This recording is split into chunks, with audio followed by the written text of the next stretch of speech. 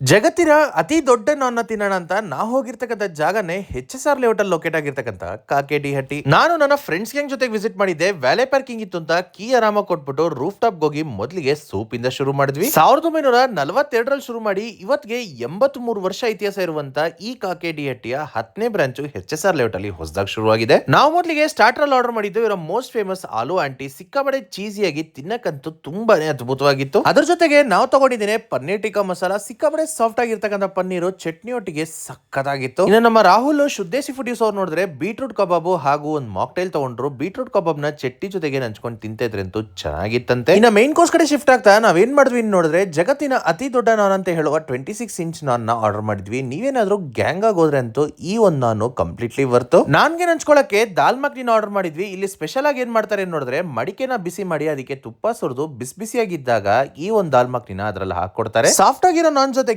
ಬಿಸಿ ಬಿಸಿಯಾಗಿ ಫ್ಲೇವರ್ಫುಲ್ ಆಗಿರ್ತಕ್ಕಂಥ ದಾಲ್ ಮಖನಿ ಸಖತ್ ಕಾಂಬಿನೇಷನ್ ಆಗಿತ್ತು. ಅದ್ರ ಜೊತೆಗೆ ರೈಸ್ ವೆರೈಟಿ ಏನಾದ್ರು ಆರ್ಡರ್ ಮಾಡೋಣ ಅಂತ ನಾವು ತಗೊಂಡಿದ್ದೀನಿ ಸ್ಪಿನಾಚ್ ರೈಸ್. ನೀವೇನಾದ್ರೂ ಬರ್ತ್ಡೇ ಆನಿವರ್ಸರಿ ಹಾಗೂ ಕಾರ್ಪೊರೇಟ್ ಇವೆಂಟ್ ನ ಪ್ಲಾನ್ ಮಾಡ್ತಾ ಇದ್ರೆ ಇಲ್ಲಿ ಹೋಸ್ಟ್ ಮಾಡಕ್ಕಂತೂ ಪರ್ಫೆಕ್ಟ್ ಜಾಗ. ಫೈನಲಿ ಡೆಸರ್ಟ್ ಇಂದ ಮುಗಿಸಿದ್ವಿ. ಖಂಡಿತವಲ್ಲೊಮ್ಮೆ ಟ್ರೈ ಮಾಡಿ ನೋಡಿ.